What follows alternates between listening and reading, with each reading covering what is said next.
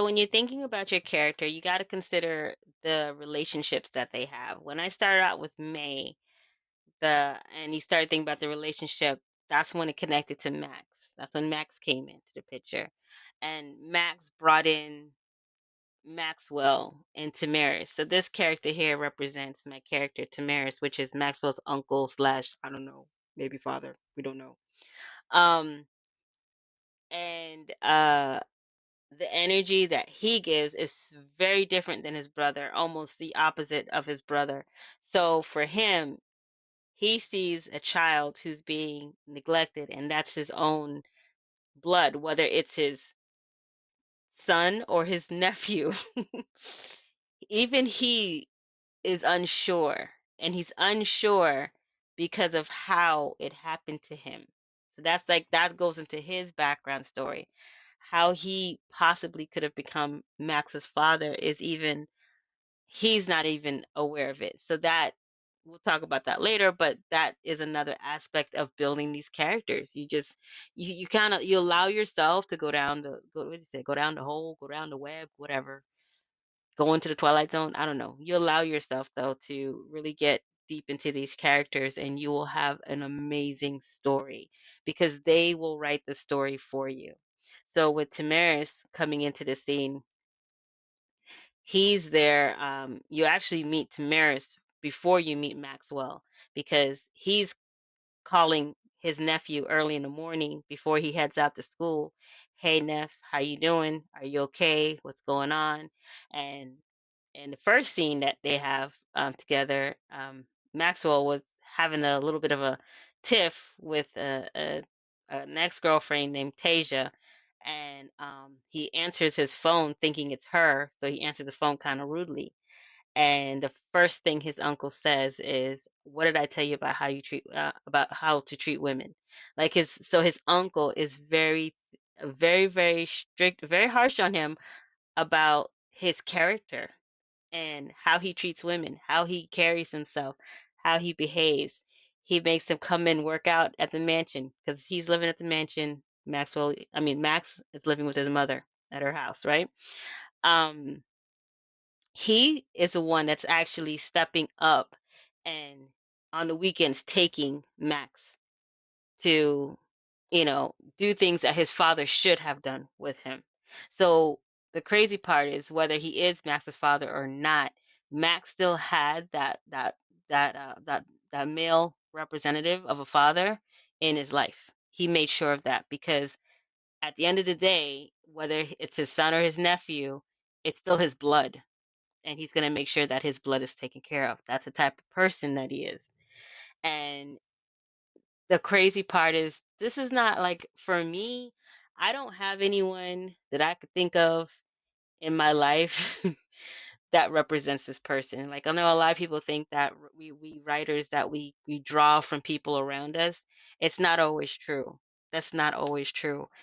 Sometimes these characters come out of thin air, So this is I really don't know anybody in my life that even reminded me of this person. I maybe certain aspects, maybe, but not really. I don't, you know what I'm saying? Like he's a very, you know, good person.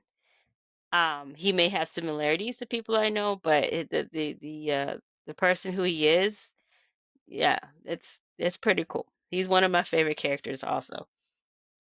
But so he talking about relationships. So he has a strong relationship with his nephew. He also has a strong relationship with his brother. He still stays he's very close to his brother. They live in the mansion together. It's just him and his brother and the staff that live in this huge mansion, right?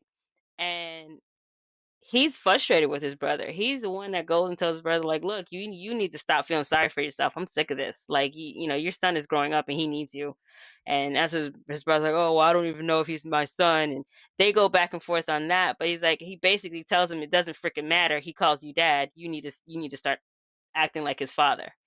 And he's the one that really kind of like snaps Maxwell to get the heck up and stop being stupid. So um relationships aren't always romantic, But to talk about romantic relationships, we're gonna flip to I'll do forbidden. And in forbidden you have like we left off before, Dakota was looking for somebody and then yeah. So Amali is his love interest, but at first he's rejecting her, because she's an outsider.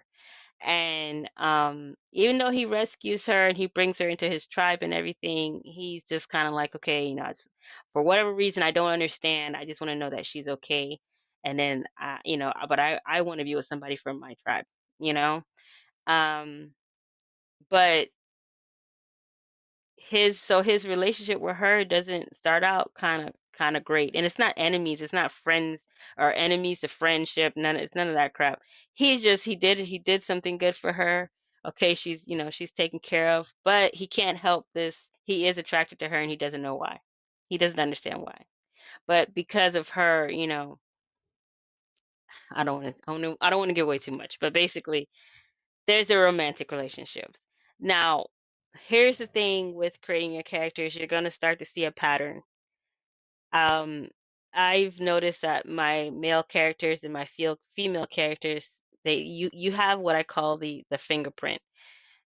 You can you can take the names off of books and read the stories, and you should be able to, if you're into, if you get to really in the habit of reading certain authors, you'll know that this is a book by, such and such. Like this is a J.K. Rowling book, or this is a, you know, Stephanie Meyer's book, or this is, because of the way that the characters interact, how the men interact with the women, how the women, just how the characters are, how they speak in their style. I call that the author's fingerprint. So there's a certain way that the men treat the women in my book. The good men, the bad men have a certain way of treating women in the book, and I do try to toss it up and change it around a bit and be different, and it's fine. But you can't erase your fingerprint. You can challenge your fingerprint. You can alter your the way that it plays out. But I tell you, once you relax, it's gonna kind of your fingerprint is just gonna it's gonna dominate. It's gonna take over. And you know what? It's fine because that's what the readers who read your book, that's what they like. So don't fight it. That's what they like. That's what they enjoy. So that's why they pick your books over another book. Or, I mean, you can read multiple books. It doesn't kill anybody. But that's why they're reading your book. So don't fight the fingerprint. You can play around with it. It's fun to challenge it and it's fun to play around with it. But I'm just telling you from experience, the fingerprint always wins. And and but it does make an interesting story. So like with Dakota is a good example of me trying to fight the fingerprint.